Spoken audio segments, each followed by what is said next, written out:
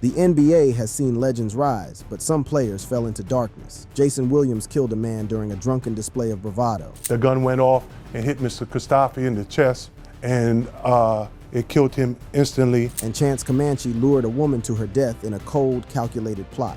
Those charges being first-degree kidnapping originally, and then subsequently murder. Here are NBA players who have committed murder. Let's begin with Javaris Crittenton. Our first story takes us into the life of Javaris Cortez Crittenton, who was born on December 31st, 1987 in Atlanta, Georgia. This wasn't supposed to be a story about murder. Crittenton was once considered one of basketball's brightest young prospects, a player who seemed destined for NBA stardom from an early age. The basketball world took notice when Crittenton played one season at Georgia Tech, 2006-07, averaging 14.4 points, 5.8 assists, and 5.7 rebounds per game. His performance was impressive enough that in 2007, he was selected 19th overall by the Los Angeles Lakers in the NBA draft, fulfilling a dream that countless young athletes can only imagine achieving. However, Crittenton's NBA journey would be marked by inconsistency and poor decision-making. His professional career spanned 2 seasons, 2007-09, playing for the Lakers, Memphis Grizzlies, and Washington Wizards, where he averaged 5.3 points and 1.8 assists over 113 games. While these numbers weren't spectacular, they represented the foundation of what could have been a long and successful career. But everything changed in December 2009, when Crittenton became involved in one of the most shocking incidents in NBA history. The trouble began during what should have been a routine team activity, a card game, Bouret, on a team flight, where Crittenton lost heavily. What followed was an escalation that would forever alter multiple lives. We're in front of the team. So now you got all the players like, oh yeah, what you gonna do, Gil? You see Andre Blatch take off his headphones, people start sitting up because they hear it's getting real, it's getting intense. I take my headphones off, I'm like, okay. The tension between Crittenton and teammate Gilbert Arenas reached a boiling point when Arenas began taunting him about his gambling losses. Yo, when you drive into the arena, I'm gonna throw gasoline on your car, burn it while you in there. That was my threat to him.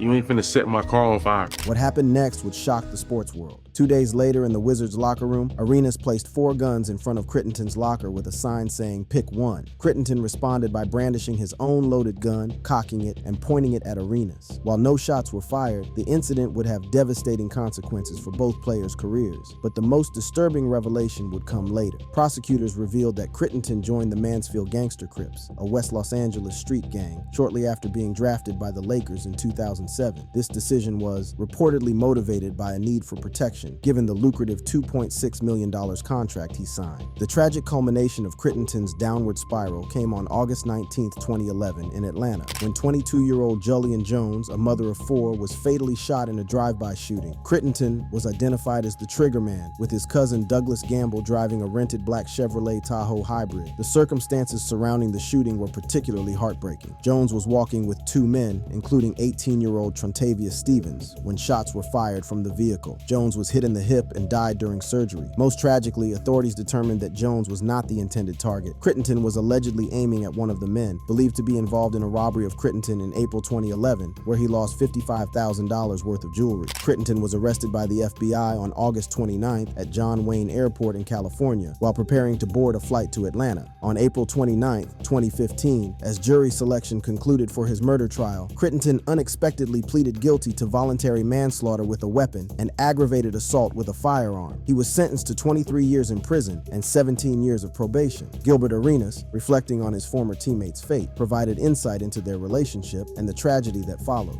You know, it's so funny, we don't really, our relationship was big brother, little brother from the beginning. From the beginning, from when he tried out for the Wizards, he tore through his shoes. And I took mine off and said, yo, keep cooking the motherfuckers, right? So, but he ended up getting drafted to the Lakers and then eventually got him. So when he came to the team, we had this, connection. So every road trip, he'd come to my room, we'll watch film, order room service. In April 2023, Crittenton's sentence was modified, allowing for his immediate release from Wilcox State Prison after serving nearly 8 years. The story of Javaris Crittenton serves as a devastating reminder of how quickly a promising life can derail, and how the consequences of our worst decisions can destroy not just our own lives, but the lives of innocent people as well.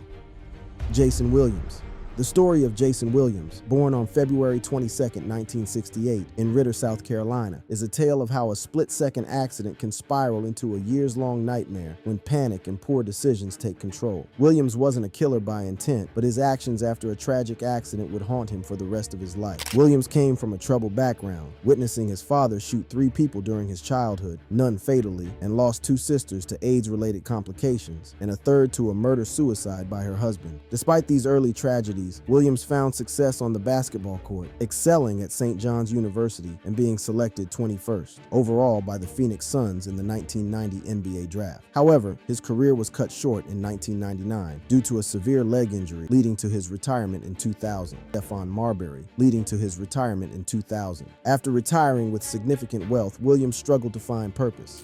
Probably crying in my own beer, which, you know, I shouldn't have been. Poor me, why this happened to me? My dad snapped me out of it. Said, man, get people out here, school teachers and police officers, and you got opportunity to change the world. Get up and get back at it.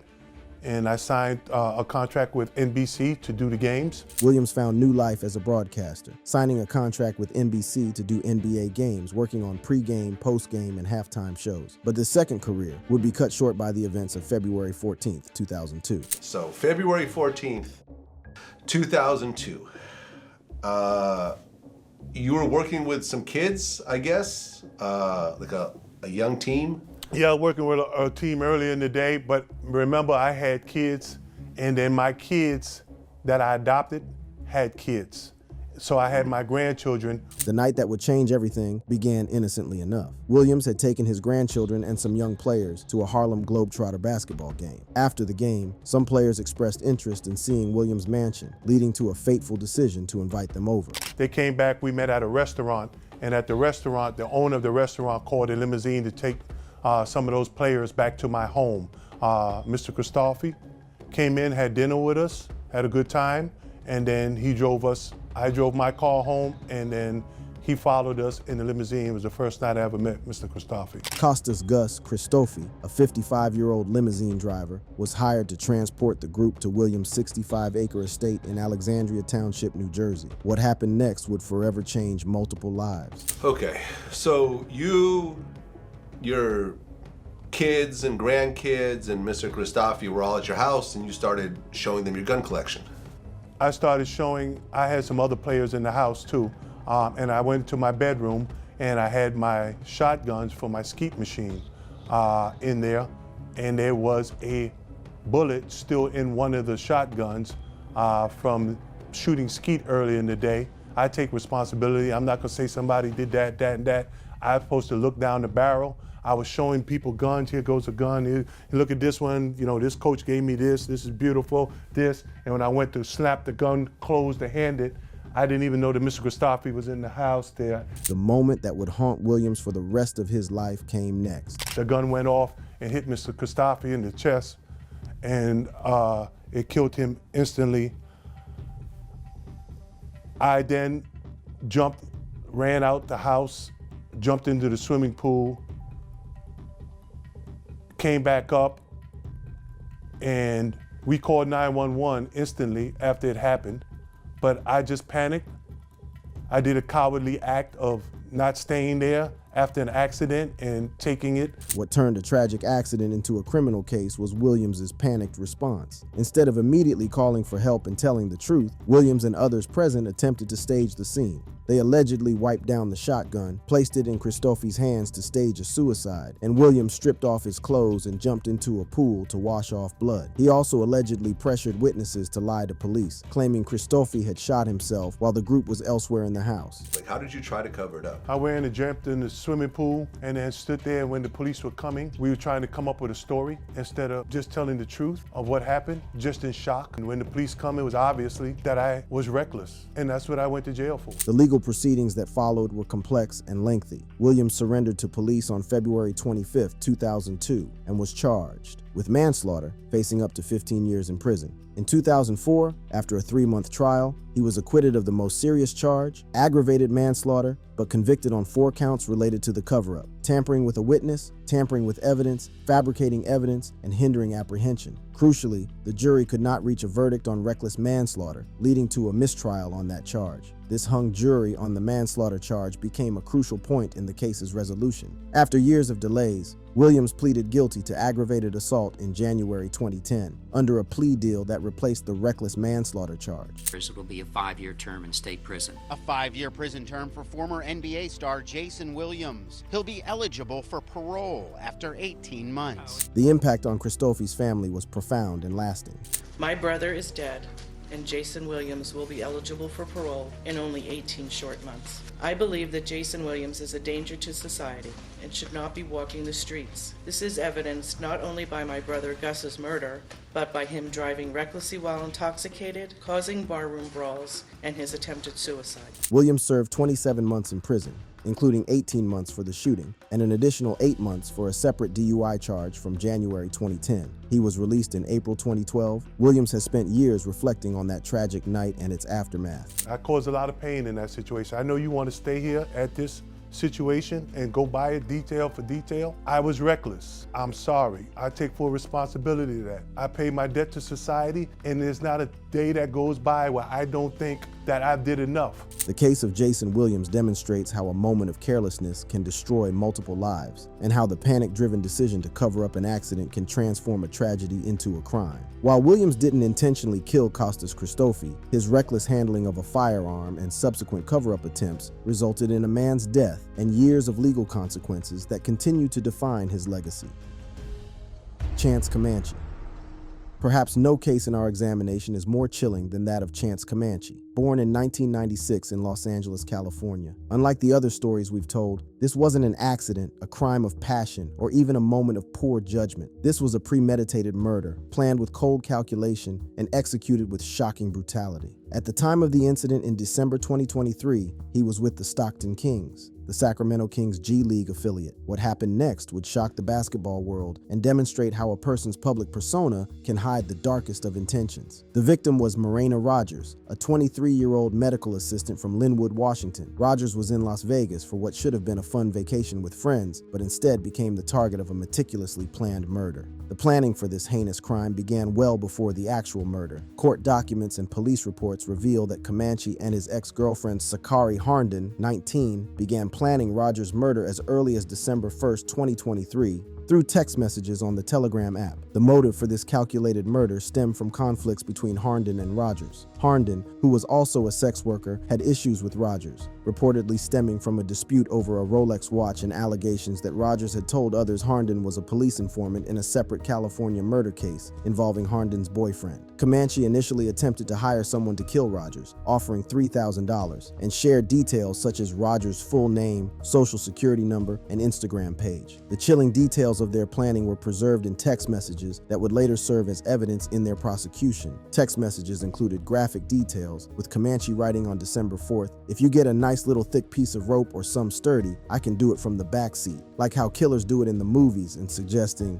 "I can snap her neck or just strangle the bitch." When they could not secure a third party, Comanche and Harnden decided to carry out the murder themselves. The timing was particularly calculated. Comanche was in Las Vegas with the Stockton Kings for a G League game against the G League Ignite on December 5th, 2023, at the Dollar Loan Center in Henderson, Nevada. On the night of December 5th, 2023, while Comanche was in Las Vegas for the G League game, he posed as a client interested in purchasing sexual services, offering Rogers $1,000 for a double date arranged by Harnden. Rogers, who was vacationing in Las Vegas with friends, agreed to meet Harnden and Comanche. The three stopped at a liquor store to purchase alcohol, as captured on surveillance video, before driving to a cul-de-sac near Horizon Ridge Parkway and Gibson Road in Henderson. Harnden told Rogers that Comanche was interested in sex and wanted to tie them up. Rogers willingly allowed her hands to be bound with zip ties, believing it was part of the encounter. What happened next was pure evil. In Harden's Mercedes-Benz, with Rogers in the front passenger seat, Comanche, seated in the back, used an HDMI cord to strangle Rogers for approximately 10 seconds. He told police he stopped when Rogers began struggling to breathe, but Harnden simultaneously choked Rogers with her hands. Comanche noted fluid coming from Rogers' mouth, indicating she was dead. The pair then disposed of Rogers' body in a ditch on Vincenzo Lane in Henderson, covering it with rocks to conceal it. Comanche reportedly used a towel to move the rocks to avoid leaving DNA evidence and destroyed Rogers' phone. Perhaps most shocking of all was Comanche's ability to compartmentalize this brutal crime. After murdering Rogers, he returned to his basketball duties as if nothing had happened. Comanche, who had returned to Sacramento and played 2 more games for the Stockton Kings, was arrested by the FBI on December 15th during a team practice. Rogers was reported missing on December 7th, 2023, after failing to return to an Airbnb where she was staying with friends. On December 13th, Harnden was arrested in Las Vegas on kidnapping charges. After his arrest, Comanche confessed to the crime, providing detectives with a map and pinpointing the location of Rogers' remains, which were found on December 15th in a desert area in Henderson. Comanche and Harnden were charged with murder, kidnapping, conspiracy to commit murder, and conspiracy to commit kidnapping. Both pleaded not guilty on March 28, 2024, during a court appearance in Clark County District Court. The Stockton Kings released Comanche immediately after his arrest on December 15, 2023. The case of Chance Comanche represents perhaps the most calculated and cold-blooded murder committed by an NBA-affiliated player, demonstrating how evil can hide behind the facade of athletic achievement and public respectability.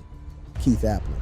The tragic story of Keith Damon Appling, born on February 13, 1992 in Detroit, Michigan, demonstrates how quickly family disputes can escalate into unthinkable violence. Appling's journey from basketball stardom to convicted killer is a cautionary tale about the devastating consequences of unresolved anger and poor decision-making. However, even during his athletic achievements, warning signs were emerging. Appling faced legal troubles that marked a downward trajectory, including a 2017 conviction for carrying a concealed weapon and resisting police, resulting in a 1-year jail sentence and 5 years probation. He also received a 2020 probation sentence for drug possession after police found heroin in his vehicle. These legal issues painted a picture of a young man struggling with the transition from athletic stardom to adult responsibilities, but nothing could have prepared those who knew him for what would happen on May 22, 2021. On that day, at approximately 7:10 p.m., Detroit police responded to reports of a shooting in the 13240 block of Whitcomb Street, Detroit. They found 66-year-old Clyde Edmonds on the front lawn of a residence, suffering from multiple gunshot wounds, including 4 to the back. Edmonds, whose wife Cassandra is the first cousin of Appling's mother, was pronounced dead at a local hospital. The family connection makes this case particularly tragic. Edmonds wasn't a stranger or an enemy. He was family. According to prosecutors, the shooting stemmed from an argument between Appling and Edmonds over a handgun. The exact nature of the dispute remains unclear, with some reports suggesting Edmonds confronted Appling about the gun, which may have belonged to Edmonds. A witness reported hearing multiple gunshots and seeing Appling standing with a gun in his hand looking stunned. A Michigan State hat was found on the lawn at the scene, a grim reminder of the basketball success that once defined Appling's life. Appling fled the scene after the shooting, allegedly driven away by his girlfriend, Natalie Brooks Bannister, age 30, from Jackson, Michigan. Bannister later lied to police about her involvement,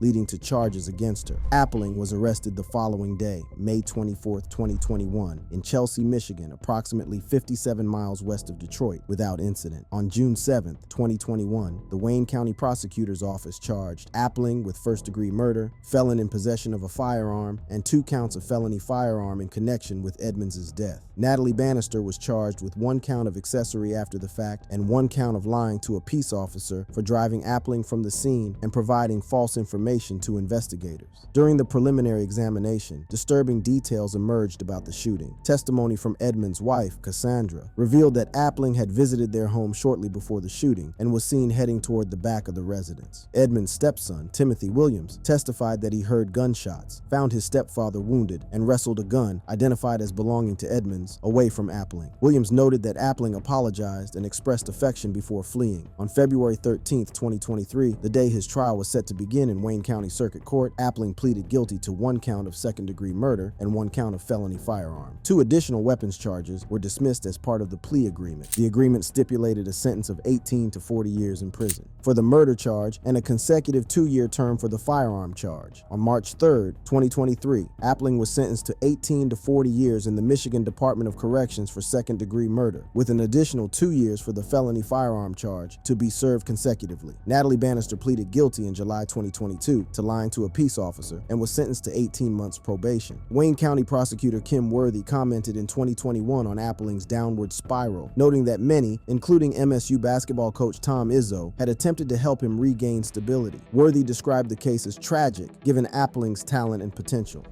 Charles E. Smith. The story of Charles Edward Smith IV, born November 29, 1967 in Washington, D.C., represents a different type of tragedy in our examination, one where poor judgment and reckless behavior resulted in the deaths of two innocent young women. Unlike some of our other cases, Smith's incident was ruled accidental, but the consequences were no less devastating for the families involved. On the night of March 22, 1991, Smith was driving a van in Boston when he struck and killed two Boston University students, N.T. Trin, 21, of Placentia, California, and Michelle L. Dartley, 20, of Ridgewood, New Jersey, on Commonwealth Avenue near the university campus around 1:45 a.m. The students were crossing the street with 6 others when the collision occurred. Witnesses reported that Smith's blue van hit the women near a crosswalk, spun 360 degrees, made a U-turn, and fled the scene. What made this tragedy even worse was Smith's decision to flee rather than remain at the scene to help. A taxi driver, Tochukwu Achebe, followed Smith's van and reported its whereabouts, leading to Smith's apprehension about a mile away near an entrance to the Massachusetts Turnpike, approximately 12 minutes after the incident. Smith was accompanied by Benjamin Guillory, a former Georgetown teammate, who was questioned and released. Smith issued a statement through his attorney, Dennis J. Kelly, expressing devastation and extending sympathies to the victims' families. The road was wet that night, and a Boston University police officer noted this during cross-examination, potentially contributing to the accident's circumstances. Smith was charged with vehicular homicide, driving under the influence, DUI, and leaving the scene of an accident causing personal injury. His blood alcohol level was measured at 0.06 comma below Massachusetts legal limit of 0.10 for presumed intoxication, though between 0.06 and 0.10 comma, additional evidence is required to prove drunkenness. An eyewitness testified that Smith ran a red light, and Assistant District Attorney Thomas Mundy argued Smith had been drinking, emphasizing the obscene and disgusting act of fleeing the scene. However, Smith's defense, led by attorney Dennis Kelly, argued that prosecution witnesses exaggerated or fabricated evidence, framing the incident as a tragic accident. Character witnesses, including Georgetown coach John Thompson and Celtics executive Dave Gavitt, testified to Smith's responsible nature. On March 12, 1992, Smith was convicted of vehicular homicide and leaving the scene of a crime, but acquitted of the more serious charge, aggravated manslaughter, and DUI charges, indicating the court found no intent to kill or sufficient evidence of intoxication. Suffolk County Superior Court Judge Robert M. Banks sentenced Smith to 4.5 years in prison, with eligibility for parole after 2.5 years. Smith served 28 months and was released in July 1994. The incident had profound personal and professional consequences for Smith. His second 10-day contract with the Celtics expired shortly after the accident, and the team did not offer a full contract. Smith later played for the Albany Sharpshooters in the Global Basketball League. The families of Trin and Dartley expressed significant grief and anger, with their pain evident during the trial. The emotional toll on Smith himself was also severe. He struggled with the emotional weight of the incident, particularly its impact on his family, especially his mother Diane and his partner Shayla. He declined family visits in prison to spare them distress. In a 1995 interview, Smith reflected on the lifelong burden of the incident, describing it as his life sentence due to the ongoing guilt and sorrow, despite the legal ruling of no intent. He acknowledged the victims' families' justified grief and expressed regret for fleeing the scene, attributing it to panic. Reggie Harding.